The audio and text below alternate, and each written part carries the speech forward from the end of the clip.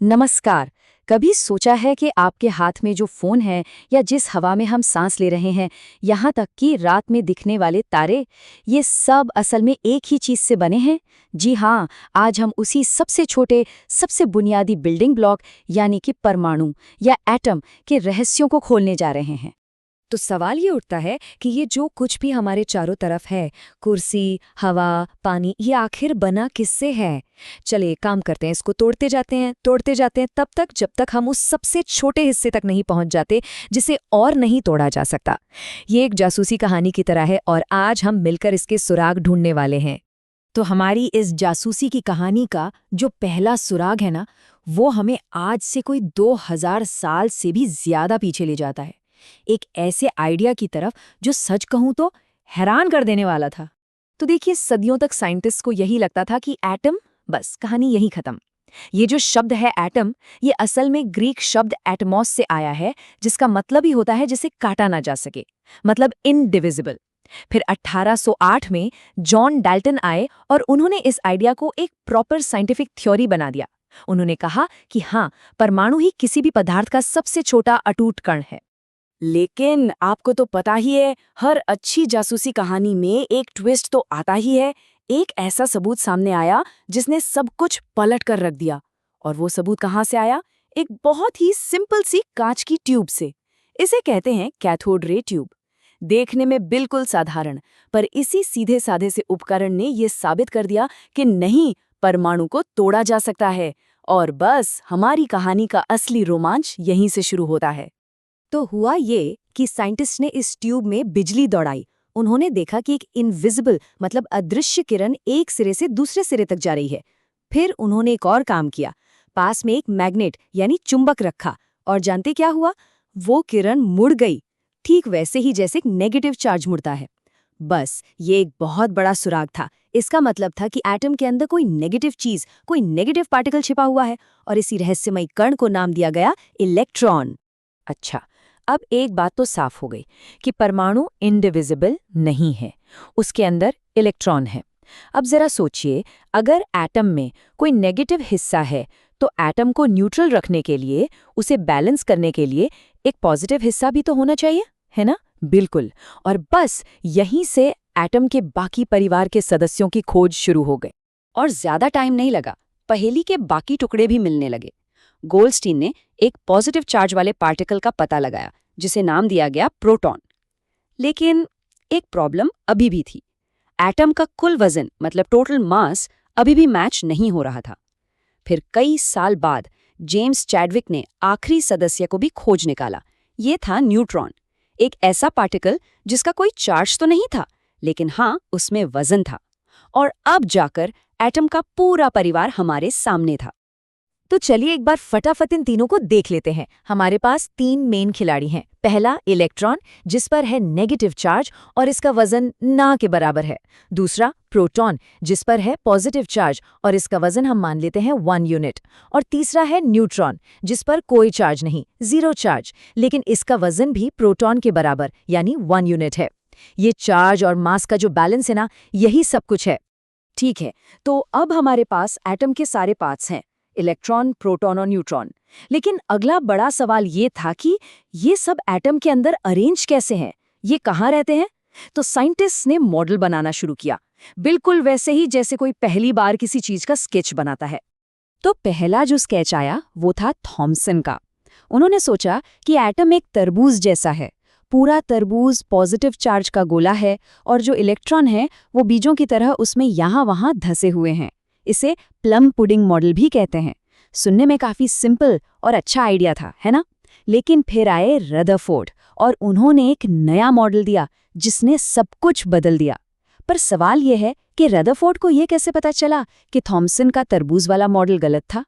इस सवाल का जवाब छिपा है रदरफोर्ड के फेमस गोल्ड फॉइल एक्सपेरिमेंट में। उन्होंने क्या किया? सोने की एक बहुत ही पतली, मतलब बहुत ही ज्यादा पतली फॉइल ली और उस पर पॉजिटिव चार्ज वाले अल्फा पार्टिकल्स की बौछार की, और जो रिजल्ट आया वो वाकई चौंकाने वाला था। देखिए, ज्यादातर पार्टिकल्स तो सीधे निकल गए, जैसे फॉइल वहां थी ही नहीं।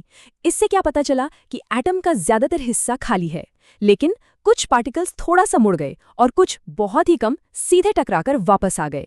ऐसा तभी हो सकता है जब एटम के सेंटर में कोई बहुत छोटी, भारी और पॉजिटिव चार्ज वाली चीज हो, और इसी चीज को रदरफोर्ड ने नाम दिया न्यूक्लियस या नाभिक। तो रदरफोर्ड का मॉडल काफी अच्छा था।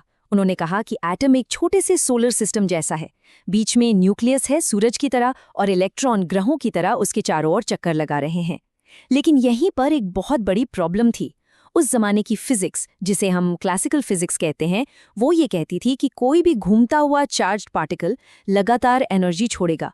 तो इस हिसाब से तो इलेक्ट्रॉन को घूमते घूमते अपनी सारी एनर्जी खो देनी चाहिए और आखिर में न्यूक्लियस में जाकर गिर जाना चाहिए। पर ऐसा तो होता नहीं है। तो सवाल है, क्यों नहीं होता?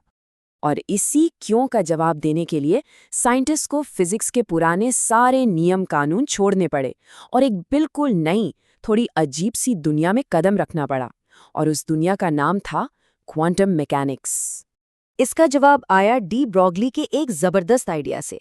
उन्होंने कहा, सोचो अगर इलेक्ट्रॉन सिर्फ एक छोटी सी गेंद मतलब पार्टिकल है ही नहीं, क्या हो अगर वो एक वेव यानी एक तरंग की तरह भी बिहेव करता हो, मतलब एक ही टाइम पर वो पार्टिकल भी है और वेव भी।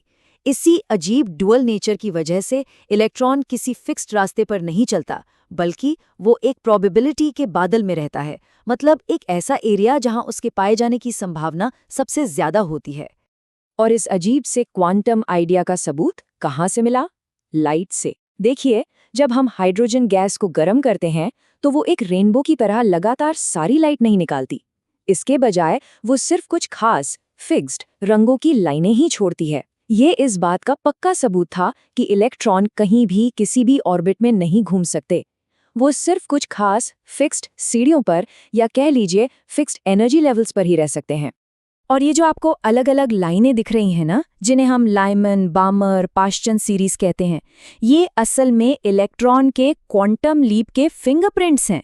मतलब जब एक इलेक्ट्रॉन एक ऊंची एनर्जी वाली सीढ़ी से नीची एनर्जी वाली सीढ़ी पर कूदता है तो वो एक खास रंग की लाइट के रूप में एनर्जी छोड़ता है, और वही लाइट हमें इन लाइंस के तौर पर दिखती है।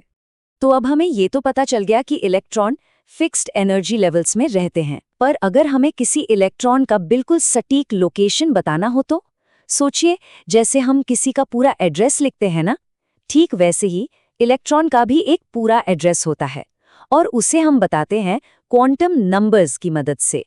तो किसी भी इलेक्ट्रॉन का पूरा पता बताने के लिए हमें 4 चीजें चाहिए, 4 क्वांटम नंबर्स। सबसे पहले है प्रिंसिपल क्वांटम नंबर n। ये बताता है उसका शेल, मतलब वो किस शहर में है। फिर आता है एजियोमेथिल क्वांटम नंबर l। ये बताता है सबशेल का शेप, यानी उसका मोहल्ला कैसा है। तीसरा है मैग्नेटिक क्वांटम नंबर m। ये बताता है ऑर्बिटल का ओरिएंटेशन, यानी उसकी गली कौन सी है। और आखिर में आता है स्पिन क्वांटम नंबर s, जो है उसका मकान नंबर। तो इन एड्रेस नंबर से हमें आखिर मिलता क्या है? इनसे हमें पता चलता है इलेक्ट्रॉन के प्रोबेबिलिटी क्लाउड का शेप, मतलब उसके घर का आकार। जैसे सबसे सिंपल जो s ऑर्बिटल है वो एक गोले, एक स्फीयर की तरह होता है, और जो p ऑर्बिटल है वो थोड़ा कॉम्प्लेक्स, डंबल के शेप का होता है, और ये 3 अलग अलग डायरेक्शंस में हो सकते हैं। यही है इलेक्ट्रॉन का असली घर। और जैसे जैसे एनर्जी बढ़ती जाती है ना, इन ऑर्बिटल्स के शेप और भी ज्यादा कॉम्प्लेक्स और इंटरेस्टिंग होते जाते हैं। ये देखिए d ऑर्बिटल्स के शेप। आपको इन्हें याद रखने की जरूरत नहीं है, बस ये देखिए कि ये कितने अलग अलग तरह के हैं। यही तो है क्वांटम वर्ल्ड की खूबसूरती। ठीक है, तो अब हमें इलेक्ट्रॉन के घर का पूरा एड्रेस सिस्टम तो पता चल गया। अब हमें ये सीखना है कि इलेक्ट्रॉन इन घरों में, मतलब इन ऑर्बिटल्स में भरते कैसे हैं, और इसके लिए कुछ बहुत जरूरी रूल्स हैं। यहाँ पर 3 गोल्डन रूल्स हैं। पहला है ऑफ बाउ प्रिंसिपल। ये कहता है कि इलेक्ट्रॉन थोड़े आलसी होते हैं, वो हमेशा सबसे कम एनर्जी वाले ऑर्बिटल में पहले जाते हैं। दूसरा है पाउली एक्सक्लूजन प्रिंसिपल। इसका मतलब है कि एक ऑर्बिटल में ज्यादा से ज्यादा 2 ही इलेक्ट्रॉन रह सकते हैं, और वो भी ऑपोजिट स्पिन के साथ। और तीसरा है हुन्स रूल। ये कहता है कि अगर एक ही एनर्जी के कई ऑर्बिटल खाली हैं तो इलेक्ट्रॉन पहले सब में एक एक करके भरेंगे, उसके बाद ही पेयरिंग शुरू होगी। ये डायग्राम हमें ऑर्बिटल्स को भरने का सही ऑर्डर याद रखने में मदद करता है। बस आपको इन एरोज, इन तीरों को फॉलो करना है। देखिए, हम 1s से शुरू करते हैं, फिर 2s पर जाते हैं, फिर 2p से 3s, फिर 3p से 4s। और यहाँ एक ज़रूरी बात नोट कीजिए, 4s जो है वो 3d से पहले भरा जाता है। किसी भी एलिमेंट का इलेक्ट्रॉनिक कॉन्फ़िगरेशन लिखने के लिए ये ऑर्डर याद रखना बहुत ज़रूरी है। और आखिर में, हमेशा की तरह केमिस्ट्री में कुछ एक्सेप्शंस भी होते हैं। क्रोमियम और कॉपर के केस में रूल्स थोड़े से बदल जाते हैं। ऐसा इसलिए होता है क्योंकि आधे भरे या पूरे भरे ऑर्बिटल्स ज़्यादा स्टेबल होते हैं, तो स्टेबिलिटी पाने के लिए इलेक्ट्रॉन थोड़ा सा एडजस्टमेंट कर लेते हैं।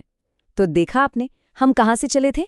एक सिंपल से अविभाज्यकरण के आइडिया से, और कहाँ पहुँच गए? एक अजीब खूबसूरत क्वांटम दुनिया में। और एटम कैसे काम करता है, ये समझना ही हमारे चारों ओर की हर चीज़ को समझने की चाबी है।